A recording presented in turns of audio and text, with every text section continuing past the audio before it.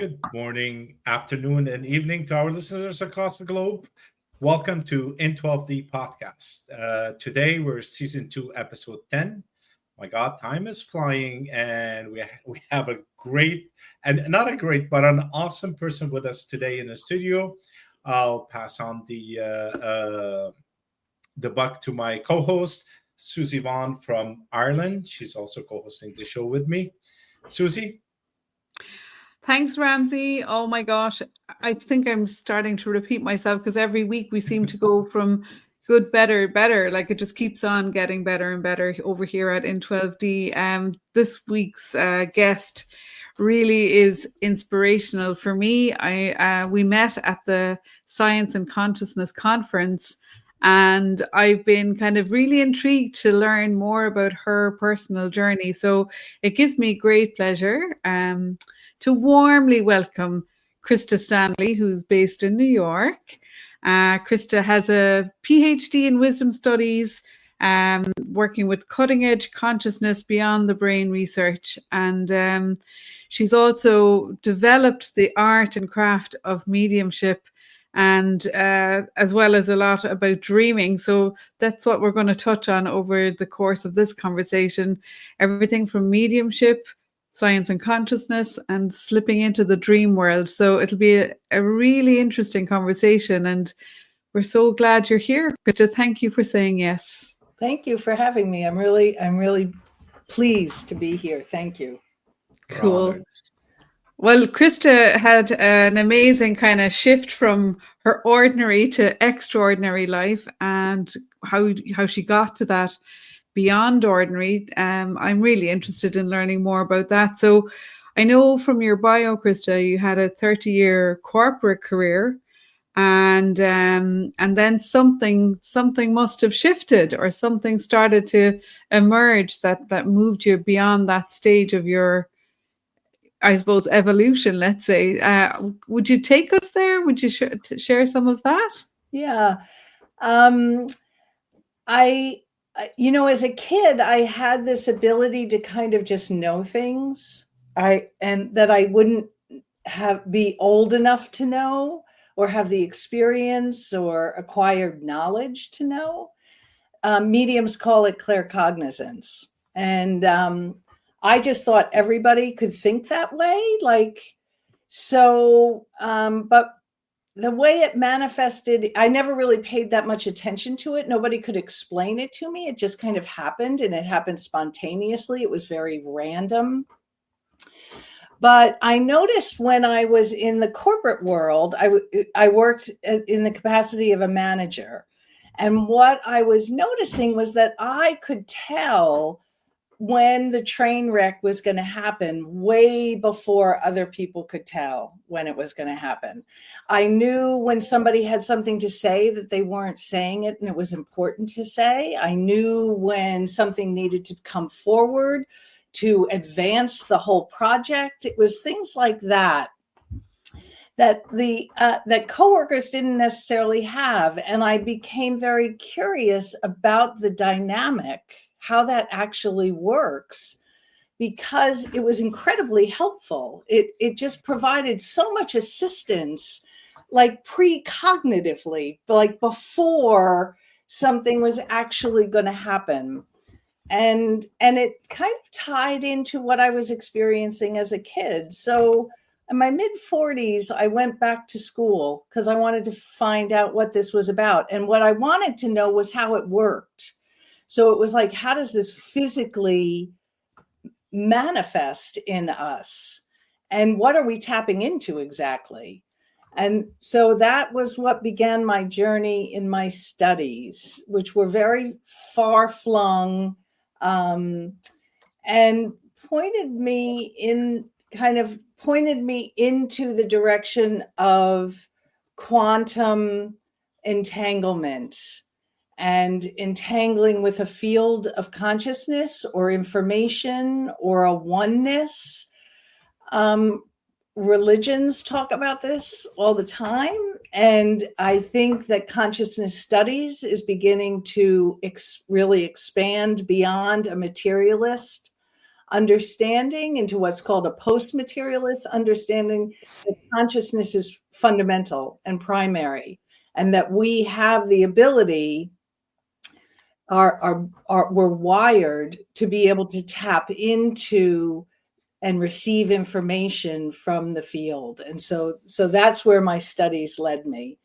Wow. And was that kind of the key then for you when you really kind of, I suppose, made it the focus of your attention, like doing your studies and exploring it across multiple different I think that one of the main turning points for me was somebody, when I was writing my dissertation, which was essentially about how do we get into the flow? How do we disconnect from logical reasoning temporarily and move into this flow? That's how I would describe it.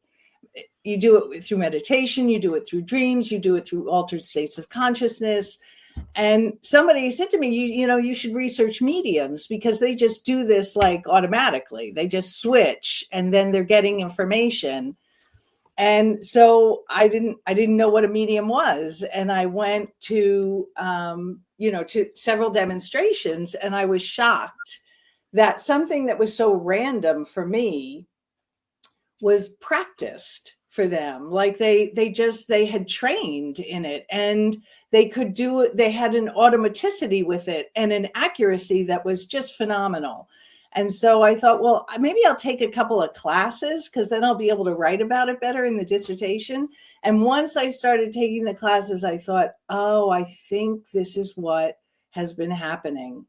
And then I just started to explore it more deeply. I had to train in it, because there's a training aspect in terms of getting out of the way, getting really quieting our mind and allowing the information to come in. And my curiosity really was with how it shows itself in our daily life, through synchronicities, through having a dream, and then you almost meeting your dream in your real life. And for me, there's information there, and there's meaning, and we have to learn how to track it. And sometimes we're so floored that it's actually happened that we stop there. We just say, wasn't that the most phenomenal thing? I just had a dream about my friend, and then I ran into my friend, and that is just so amazing. But because we don't really believe that there's something happening there, we don't follow it. And for me, in my work, it's training people on how to follow it, to recognize that we can do it, to demonstrate the actuality of it, and then to train people on how to kind of track and follow the information that's coming into their life. Because my theory is it's informing you for a very specific reason, and it's helpful. It's very helpful.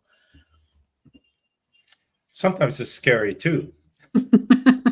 Because you can be met with something that you don't really want to be met with, like you think you're not ready for.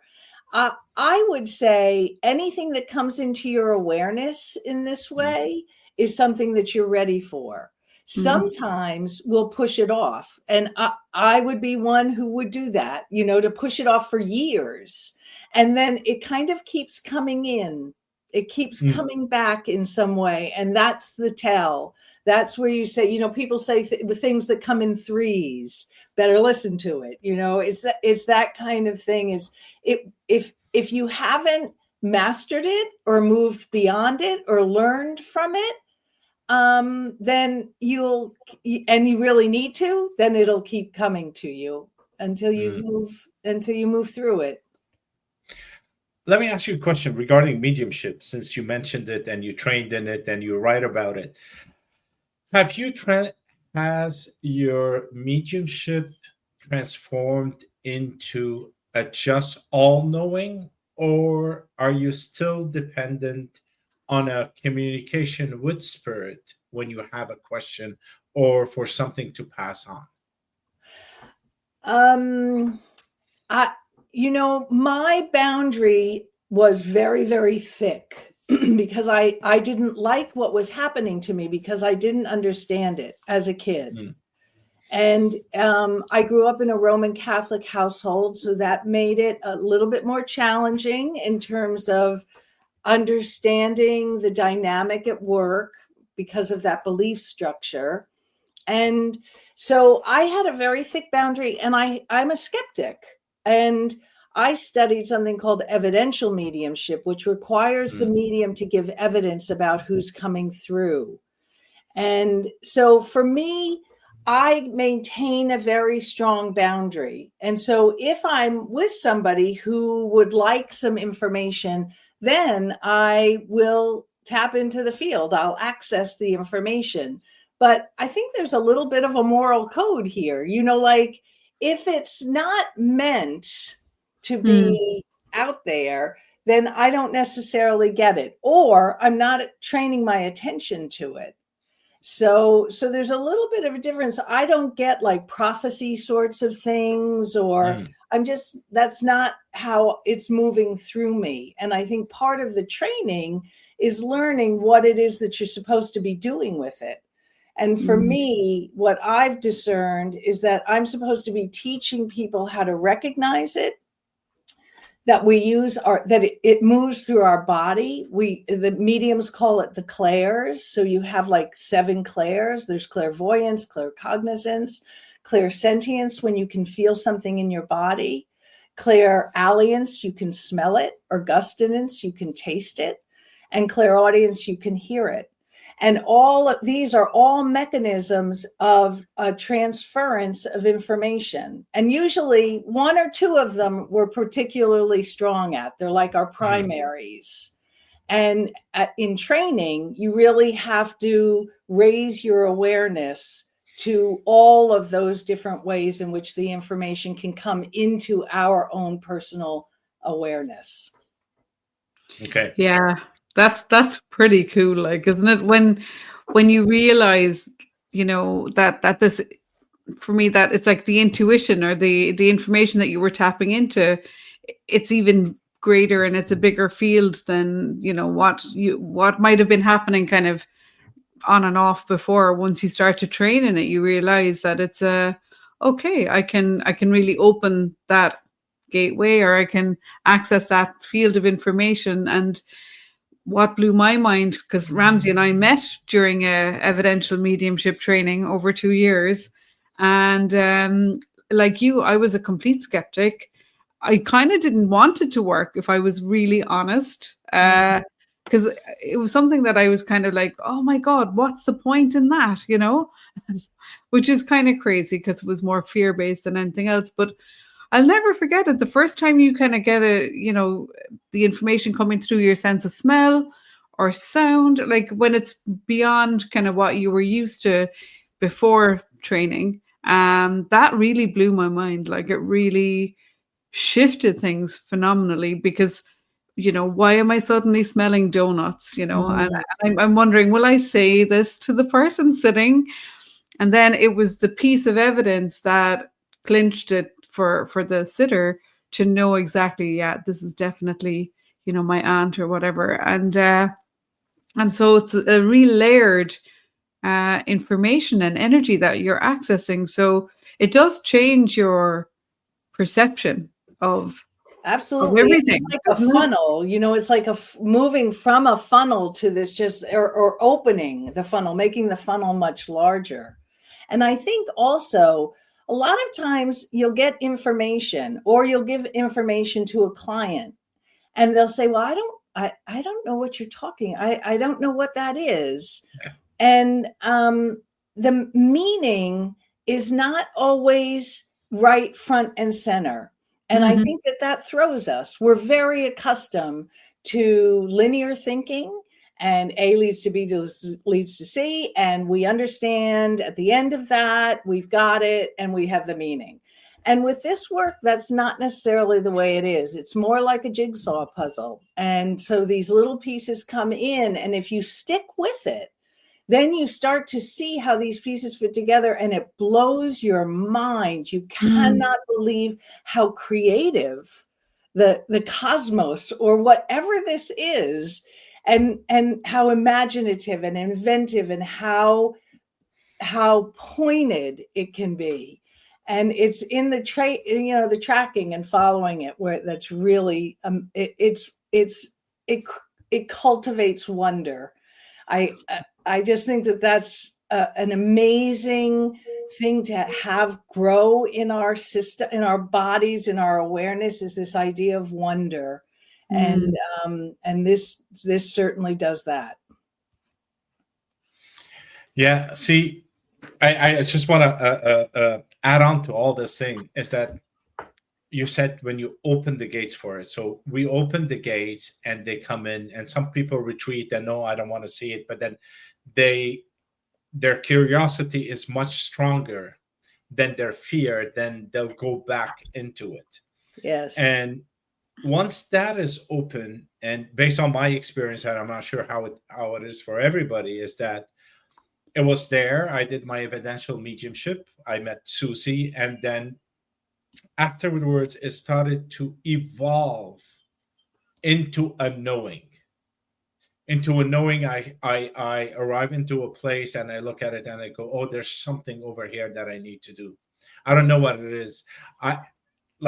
It's a simple one. I was telling Susie at one time is that I got an itch to go to a store. I needed to buy a couple of shirts and stuff like that. And it's like, no, go now. So I ran to the store and everything that I wanted was on special. And while I was picking them, I said, oh, one of them is going to be for free. But I got home and I checked my bag and I was looking at my receipt and one of them was not punched. And I go, oh, wow. It's like there's something that if you accept, it kind of guides you through life without having any resistance on anything, basically. Just accepting it. Robert Moss, my dream teacher, had a word for that. It's called shamanic shopping. And I love to do that. You get a hit and it's like, or you have a dream and there's turquoise all in the dream. And then, an action plan on a dream is really important because you're honoring what is coming to you through your dream. And so I'll go out and do a little shamanic shopping. I'll find a little piece of turquoise or something that, and it's amazing what I'll find. Like the item will be there, right there for me. There's something I want to say, though, that I think is very important about what you brought up about this idea of fear. And hearing what you want to hear or not hear, getting information that you don't really want to get. It's very important as people begin to do this work and receive other people's getting the information and giving it to them. Our body resonates with truth, with our own truth. And there are certain physiological markers of connection and being really connected with your soul and with the truth, your own truth. You cry spontaneously, you get goosebumps, the hair on the back of your neck goes up. You can also feel difference in temperature around you. And I always tell clients, if I say something to you that doesn't resonate, then you just let it go. Don't hold on to that. You want to pay attention to the things that make you go, oh my God, there's something here. And it might not make any sense. And that's where you have to start tracking it and paying attention to how it comes in. Because the information doesn't come in a linear way. It's a circular kind of language that comes in many different ways. And we're a tuning device, and part of the work that I do is helping people understand their own tuning device and listening to that, because that's how they find their path. That's how they connect in with what they really want to do, with what they want to shed. It's not from what I say, it's from what they feel. Do you think on some level that it's like, when you're sitting, whether you're doing it online or in person, but you're the receiver and the other is the sitter, and then there's this kind of opening between the two people, concerned. And so there's a level of receptivity. Like I noticed with some people that I was working with, I felt they weren't as receptive as others. And so when the sitter was receptive, I could just keep like letting the information flow through. I wasn't trying to make sense of it or put it all together. I was like just delivering the package, so to speak. And other times when I've been doing it with a less receptive sitter, it's like a staccato. It's like stop, start. I don't know. So the information may not always flow the same from one person to the other. Like, so I think that was something that I was aware of. I couldn't see how I could change it. Maybe it was something in my mind that was creating the sort of the stop-start sort of feel to it. Yeah. Scientists would say it's entanglement. That would be entanglement. When it's hooked in. But there are lots of reasons why that kind of entanglement doesn't happen. If somebody, some people, if you don't give them the name of their loved one, then it's not legitimate. Like if you could give them all other information, specific information, but if you don't have the name, then they don't really buy it. But that's their own belief structure. And so that's always going to enter the field. Mm-hmm. And hypnotists would say that you want, with a client, you definitely want to create a kind of a symbiotic sort of situation, because the subconscious mind will not let any kind of advice or suggestion through if the client doesn't feel some sort of, not a lure necessarily. I can't think of the word now that they say.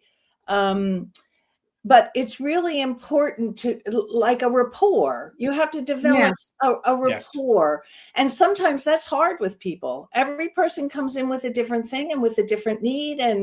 And I have found sometimes the key is to really stay with the spirit world in that way. If I'm working not psychically, but with the spirit world, to stay with the spirit world, because they'll be able to bring something in that unlocks something. And then you can feel the whole session just open up and flow. But it's hard for us to do that ourselves. Mm-hmm. Because there can be a lot of interference, and it's the interference that prevents the entanglement.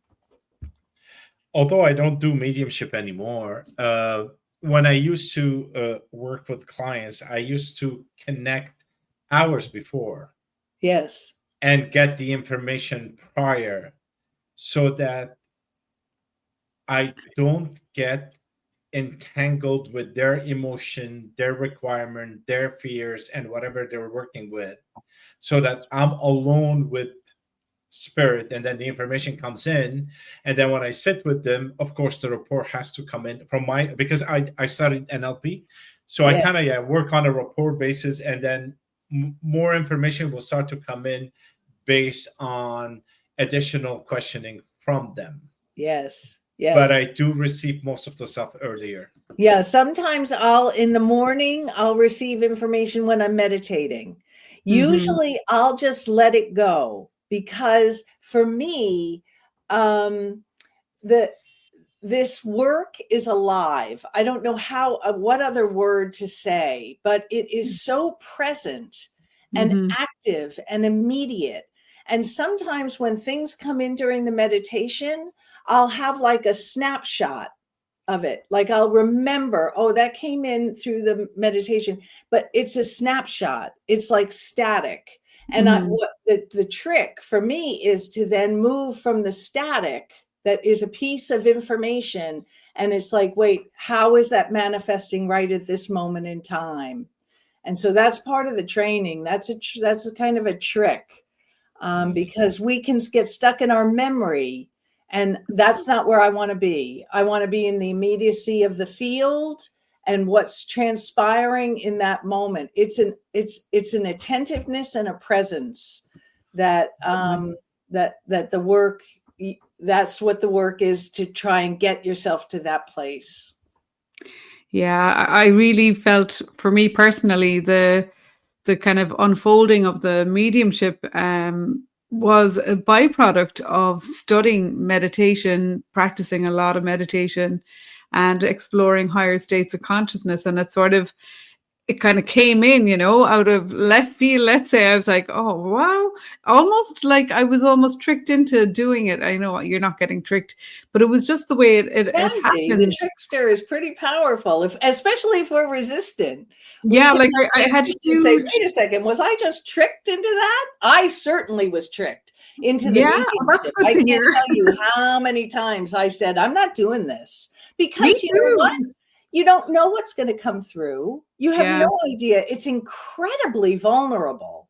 And somebody could be sitting across from you saying, I don't know what you're talking about, or no, I don't understand that. I don't understand that. And you guys have been there when you're doing that. Yeah.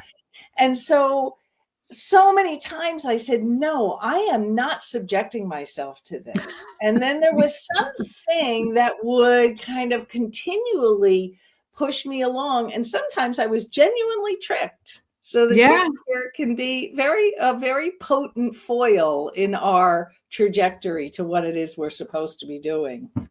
When I found our teacher, she was in Holland, I signed up for what I thought was something to do with awakened mind. And she had been doing a lot of work, on the brain science and awakening, really kind of, it was all about brain science, and it was about, higher states of consciousness, and, and it felt more like it was going to be brain training, awakened mind. It did have a second M. It was like AMM. I didn't get to like what the third M was until the first session. And I was in a breakout room and I was like, what are we doing? And I was like, that's a true trickster. That's a great story. I was like, how did I get here? And I thought I'd get kicked out because I was like, well, I'm obviously in the wrong room now. But then it's amazing. My curiosity kind of got the better of me. I was like, well, I've paid. I might as well hang out here for a while.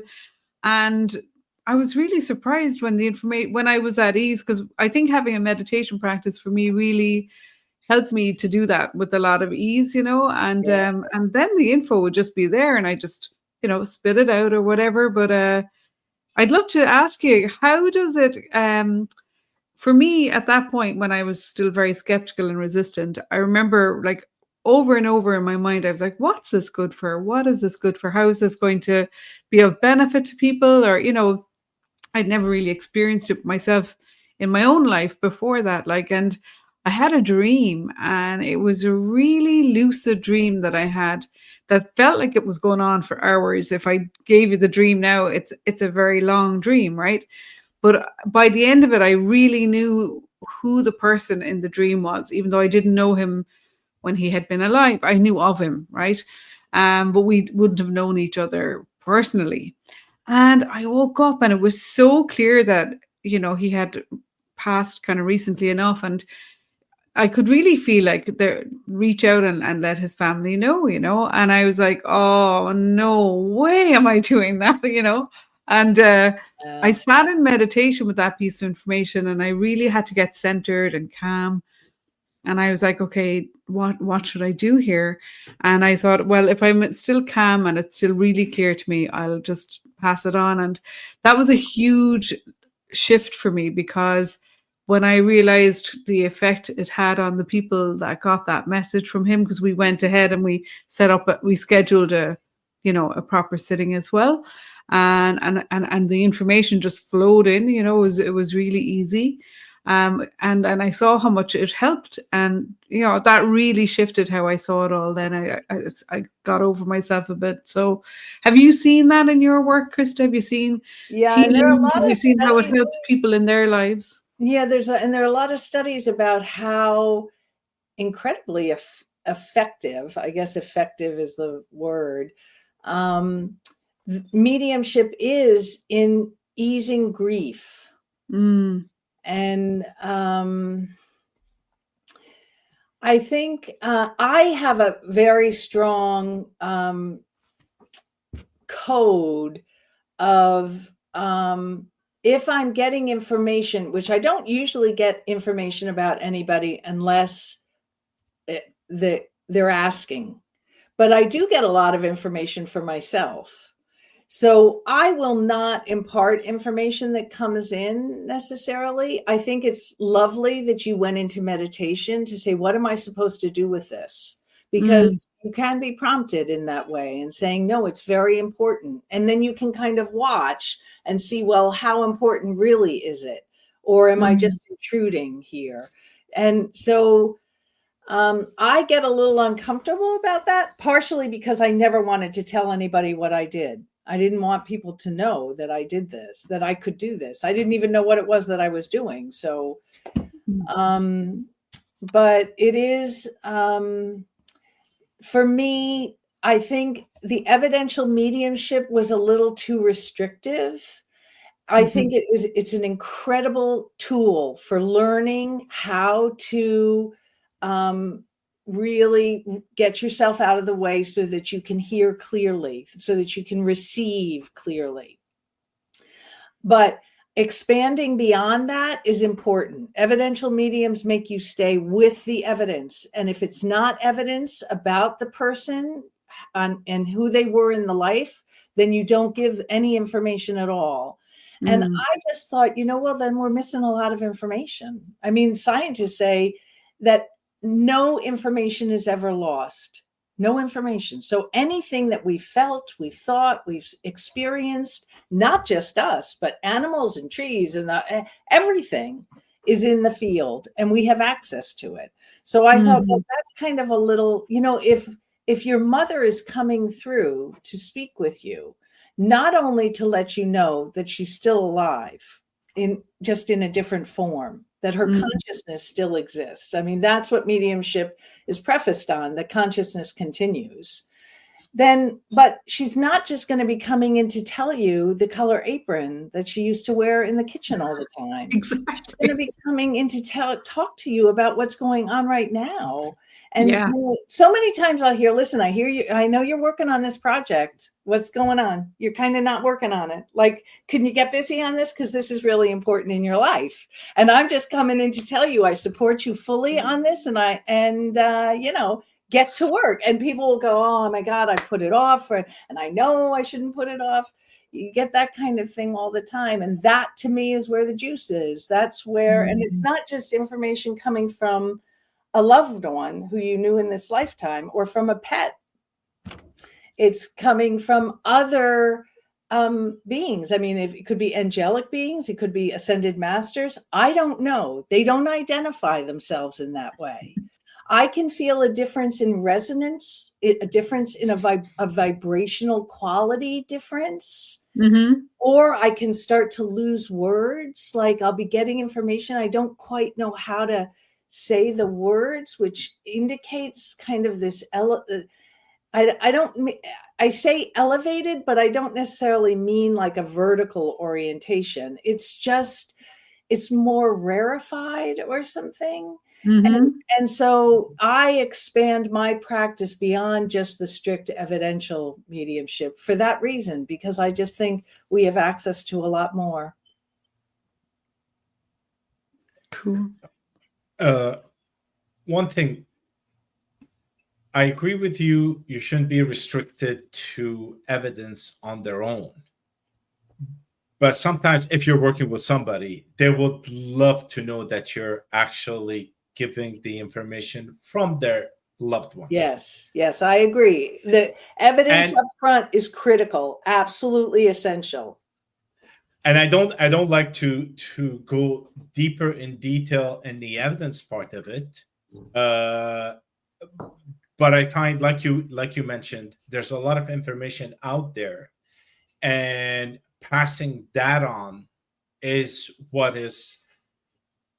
was like, it is for me what is required of me to pass it on. And that's how I feel it comes in. It's like, it is your responsibility to pass on this information.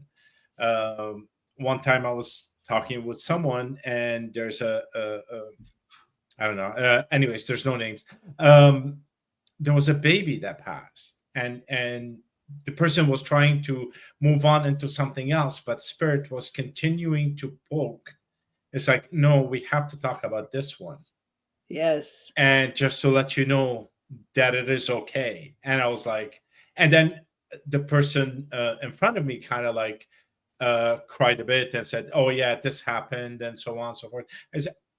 It's just a message that needed to come. Yes. Well, That and you're using your own intuition and your own receptivity to know how important that information is to pass through. And that's very important as a medium, to be able to recognize that, because we could jump in and say, oh, I don't really want to talk about this. Or I had a situation where I was seeing two children like on a tightrope, and this was important. This was a father who had come in to relay this information.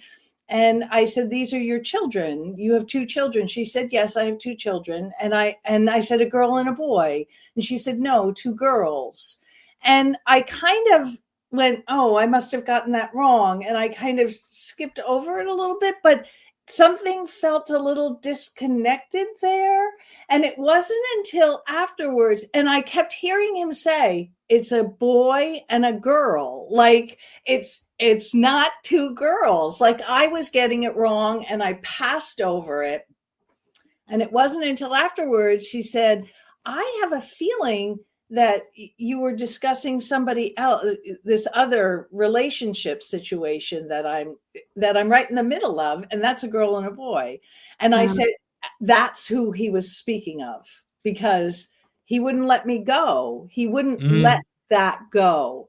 And so that's part of the work, is learning that they know what they're talking about. They know what they're, and we're just the messenger. We're just we're just channeling that information. And as we get really tuned to that, it can be very, very powerful for people.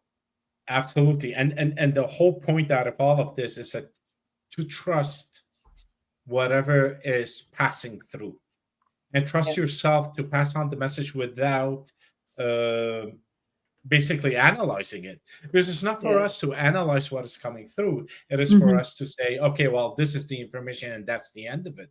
Yeah. I say that to people. I say, it's not my job to create the story for you. I don't know what the narrative is. I don't know what any of these things are, but you should know. And that's why we check in to say, do you understand what I'm talking about? And people have to say, yes, I do. Do you know who we're talking to here? And they have to be able to say, yes, I do know who this is. That's very important for the deeper work to really happen. Otherwise, you can't get beyond the skeptic. You can't get beyond the disbelief. Yeah. Go on. Sorry, one more thing is that sometimes it comes in an actual, a strong voice. If there's something about to happen and you're not supposed to be going somewhere, it's a simple thing. I was once at home and I was going to do something. I said, there's a fire. And I go, but I don't have any candles in the house, so there's nothing. And I have to be back to do my work because I had to prepare certain things for the next morning. And it kept on screaming, there's got to be a fire. And I went to do my stuff. And then when I came back, the whole street was closed, fire trucks, ambulances. And I go, holy cow. And I go, oh my God, I should have took my computer with me. That's the first thing, but it wasn't, it was the building next door, which prevented me from getting into my building and get my stuff. So yeah, sometimes it does come in a strong vibe, or a strong sound, or I don't know how to explain it sometimes, but it's massive. It's like, wake up, Yeah. Well, and then to listen to that, to say, you know what, something's coming in here. It doesn't make any sense. I don't get it, but I'm going to take my computer anyway. And then it's kind of like, then you get these little signals that, yes, in fact, what you were hearing was something very, that's when the world starts to come together. Like we're not just walking through the world, we're in it, it's just become so much more intimate. And for hundreds of years, we've been teaching that they're separate and there's no connection at all. And it's only now recently that science is starting to say, you know what, we think there's a connection. And they're starting to explore that. And when you experience it in your person, you get these little, I used to get them in the car all the time. It'd be like, okay, stay way to the right over here. Don't way to the right. And sure enough, somebody be coming around. They'd be over the double yellow line. I can't tell you how many times I get that kind of thing. Because So it's a really need to have a lot of synchronicities, Yes, all the time. Like whether it's like from a dream or even a daydream, especially when you're driving, sitting in traffic and just something kind of floats in, and you're like, oh, really? And you might discard it initially, but it's persistent then, and you're like, okay, we're paying attention. And I usually announce to the universe, I'm paying attention now. That's good. You've got my full attention. What is this? And it really has been fascinating journey when I'm really present and giving everything, whatever is going on, my full attention. Like, so we did a program there a couple of months back, with photographs of ancestors. It was when we were doing the mediumistics. We were doing a whole series of little things last year, and it just would tell us what to do each month. It was like, okay, this is what it looks like. And we weren't kind of the maker-upper of the whole thing, you know what I mean? We were just following the guidance. And so it emerged that we were going to invite people to bring the pictures of the ancestors in. And it's really interesting. Like, it comes very easy. And there was 3 of us working on it, and we kind of set it up. And the day of the program, like, I was meditating, and this ancestor, not even directly on my family, it was my husband's family, right? She was just like hanging out right here. Like, she was like, if I was trying to go here, she was going with me. Like, I was like, all right, then back off. I'm doing my meditation now.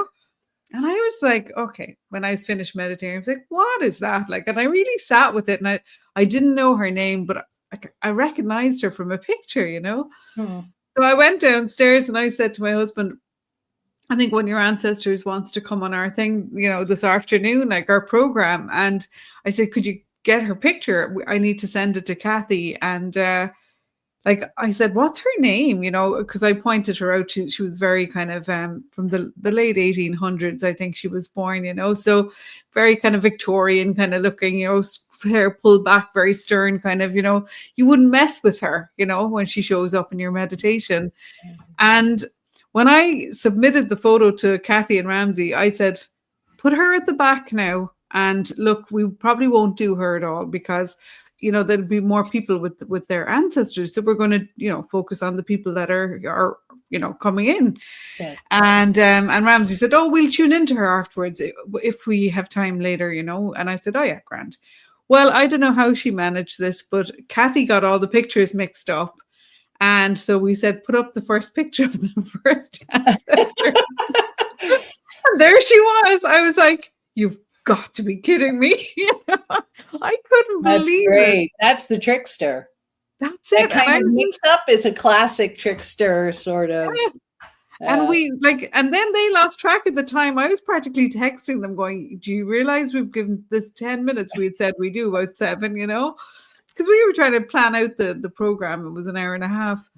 She took up anyway about the first 20 minutes. And I couldn't even validate the information people were picking up on her because I didn't know enough about her. But the following week I was traveling to Estonia, where she was from, and this was all synchronistic. It was like almost accidental. We the first hotel that we stayed in, like, I don't know that country, like, it was my first time there, and it was really randomly selected. And I said, we better check that ancestry book. I think are your family from near here, or is it far? Where should we travel? We were trying to figure it out.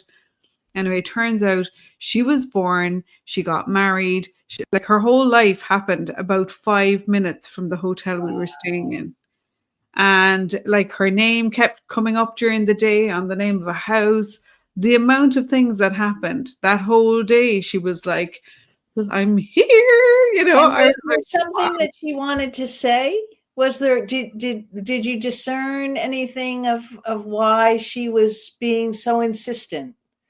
I Was felt did she that just want to be she present? wanted us to acknowledge her because Mm. the book that my husband was translating by his grandfather, she was his grandfather's mother.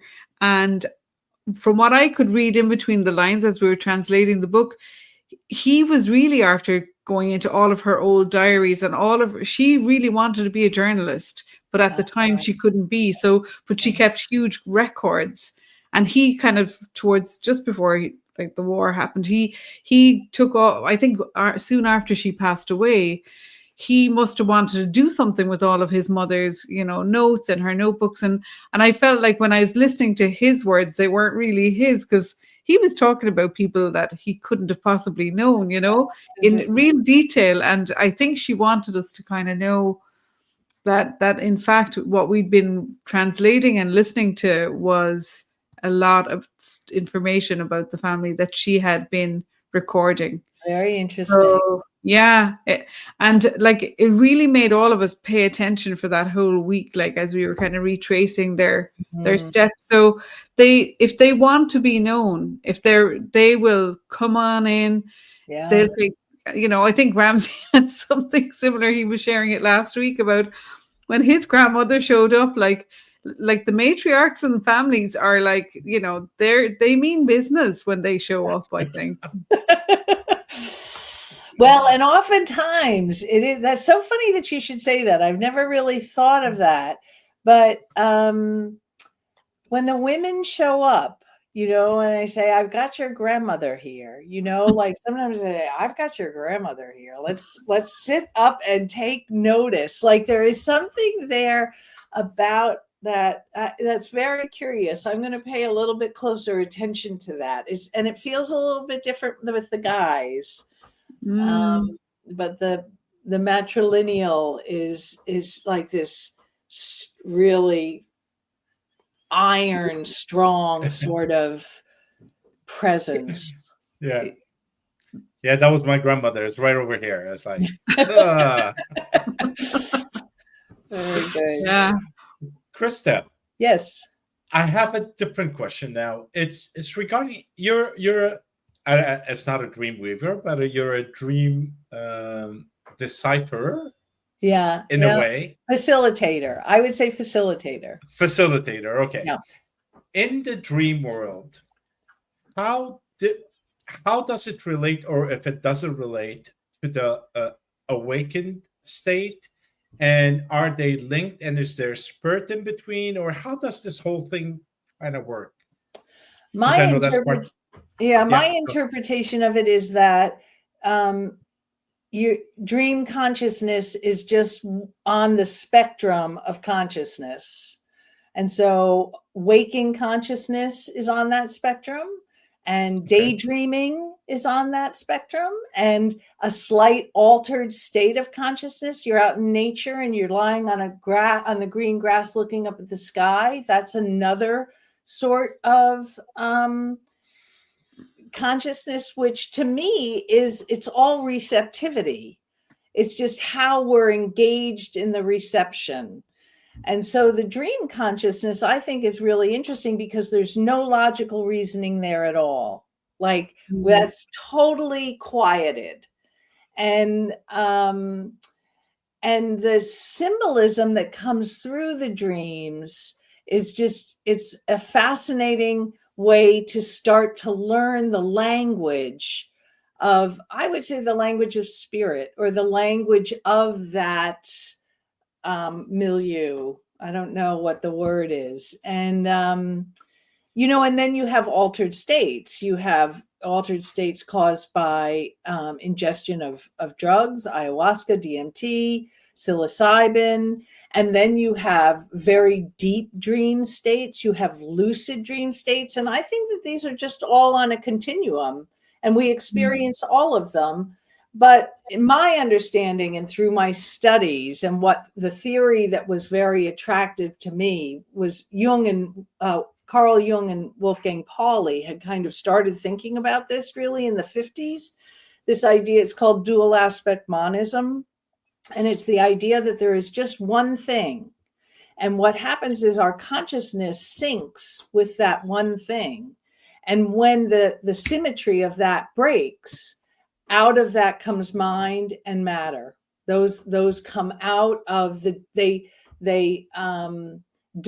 out of the dissolution of the symmetry that is always there, comes mind and matter. And so that's where I think it's just all one thing. And we're just experiencing it and aware of it at different levels and in different ways. And different information could get through at different levels. What comes through a dream, you wouldn't necessarily be able to access through a daydream or through a sort of reverie. Like it needs the dream consciousness to get that messaging through. So that's my interpretation of it. I hope that was clear. Krista, would you mind telling us about the dream, from what I understand, that came through you, that led to you becoming the contributing author on a Quantum Psyche 2? In the Quantum Psyche. That was a very interesting situation, because I was writing my dissertation and I was looking for the physical way that this happens. Like it's happening in the real world. It's not just happening in my mind. It's impacting my real world. How does that happen? That's what I wanted to know. And so I kind of went down a rabbit hole, and in tracing how this works through neuropsychology, through behavioral science, through all of these different disciplines. And it led me to the quantum world, to entanglement. And so I happened upon a paper way late in my writing of the dissertation. It was in neuroquantology. I am not a scientist. I'm not a mathematician. I'm just a person who's curious about what's happening to me. And it was a mathematical proof of mind-matter entanglement, this dynamic of mind-matter entanglement, kind of based on the Jung-Pauli conjecture, and which I was familiar with. So I was like, oh yeah, this is it. This is what in my intuition, I thought, this is the Holy Grail. I've got it. Finally, I have found somebody that's going to be telling me how this works. And it's a mathematical proof, even better. But it was 11 pages of C algebra math. I don't do math. I don't even add. I do ratios. Forget about it. So I was completely lost, and I couldn't even understand the language in the description, because they were talking about Hamiltonians and eigenvalues. And I didn't know what any of that was. For me, it was pure nonsense. But I toiled for probably about 2 months trying to figure this out, just reading it, rereading it. It wasn't happening. And so I finally had to give it up, because I had to finish. I was at the end of the dissertation. And it was a day or two after I said, you know what, I got to move on. I'm not going to get it from here. I'm not going to know. It's lost. I don't know that. And I had a nightmare, really big nightmare, to the type where you wake up in a sweat and, like, oh my God, you're right in the middle of this thing. And because of my dream work with Robert Moss, I know to write the dream exactly how the dream came, every little aspect of the dream, no extraneous information. So that's what I did.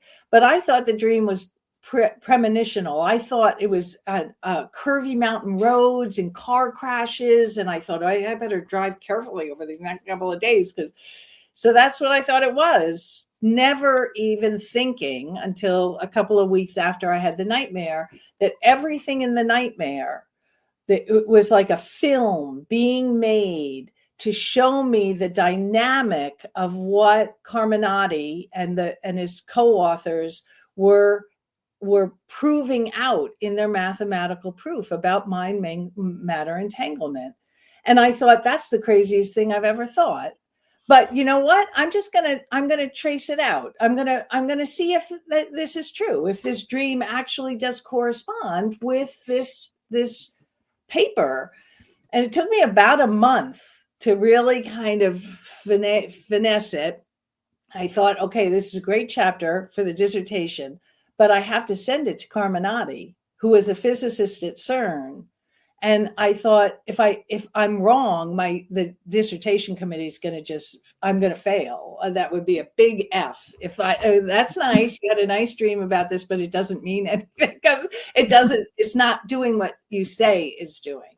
So I knew I had to send it to him, and I was very intimidated, but I sent it to him. And he got back to me within 24 hours, I think, like right away. And he said, Wow. You know what? Everything was absolutely correct. That narrative that your dream gave you is exactly what we were describing in this mathematical proof. So I almost went, no, this can't be right. Like, really? Like, this really works like this? Like, I was just kind of had a theory about it, and now it was like, now your theory, my theory had kind of been proved out by a dream. I was astounded that was actually right. And so I think that they were working on this book. They had done quantum. I think it was Quantum Psyche 1, and this was Quantum Psyche 2, and he had asked if he could put that in the book. So that was huge for me. That was the real turning point about, what, this stuff that we think we're making up is real. This really works. And so you had studied with Robert Moss before that. Yeah, I did a lot of coursework with him, and I did his teacher training work, and I loved working with Robert. He's just incredible. He has a very shamanic approach to the dream work, which I really fed into, that kind of moving into the field, and that idea that we're being informed by way more than we think. And I really give kudos to Robert's work, because I think it freed all of that up for me to actually, for that information to come through my dreams, because I'd entertain it. Like, they kind of knew, oh, you know what? She'll get this eventually. She'll let's just give her this dream and see if she picks up on it. Which I did, but it took me, and my logical reasoning mind was very resistant when I kind of got the idea that this was, these were connected, the dream and this paper. My logical reason why I said, that's ridiculous. That's the most ridiculous. What are you going to spend a month writing this out? It's not right. You're not even going to. So I had this kind of back and forth between my rational self and my, this could actually be really cool. This might work. And my dream might have actually informed me. And so I'm glad I listened to that side, the right side of my brain, rather than the left side, because it really, and that I hit the send button too. I did not want to do that. So that was very courageous, and that worked out.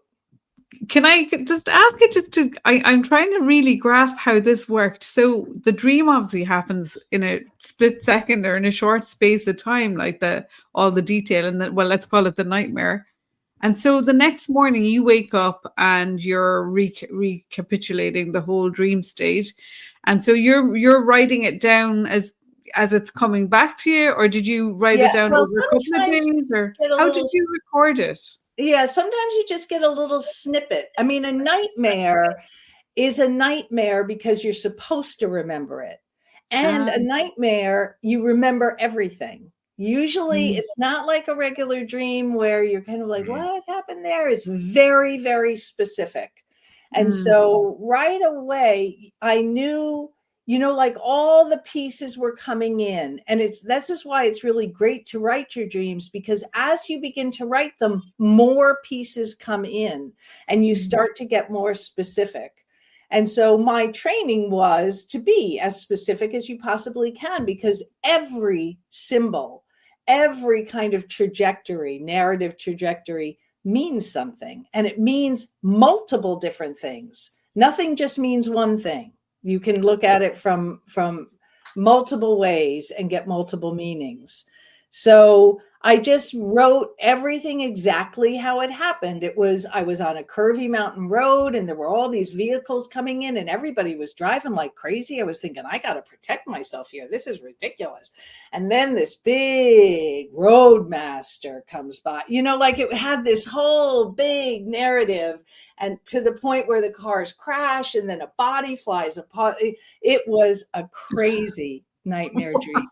And I did artwork for it. So in the book, they have the artwork of the actual visuals of the dream. And then I break it all apart with what all of the things, kind of how they corresponded. So that was a lot of work. But for me, I needed that to almost prove to myself that this stuff is real. Because I was a skeptic. I was always kind of on the fence, like, really? Am I just making this up? And when you're in mediumship training, sometimes your sitters are very kind. You're giving information. They go, oh, well, I don't know. Well, maybe that works. And so sometimes you're not always certain if what you're getting is actually was being given. And that's where the training comes in. Practice, practice, practice. I wish we had more time. Oh, good. Oh, this went so fast. I know. But quick one. So what would you tell the listeners? Jot everything down or jot it and review it every day. How should they go well, about with dreams, definitely, if you can write them down, it can feel kind of onerous because it can take a little while. I just go through them in my head and I re-enter them as if they're totally happening right now and bring them very present. And if there's somebody that handed me a piece of paper in my dream and I don't know what was on the piece of paper, I go back into the dream to see what was on the piece of paper, that sort of thing. Dream re-entry is a really good way to do it.